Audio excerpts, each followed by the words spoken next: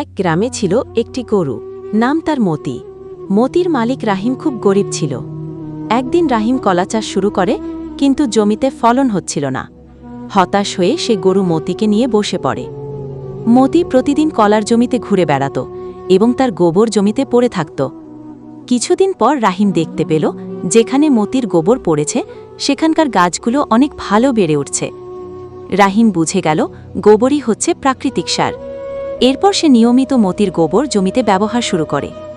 ধীরে ধীরে তার কলাগাছ বড় হতে লাগল, আর কলাও বেশ মিষ্টি ও বড় হয়। 1 বছর পর রাহিম অনেক কলা বিক্রি করে বেশ টাকাও কামায়। গরু মতির কারণেই তার জীবন বদলে যায়। গ্রামে সবাই অবাক হয়ে যায়। তারা বুঝতে পারে গরু শুধু দুধই দেয় না, তার গোবরও কৃষিকাজে উপকারী।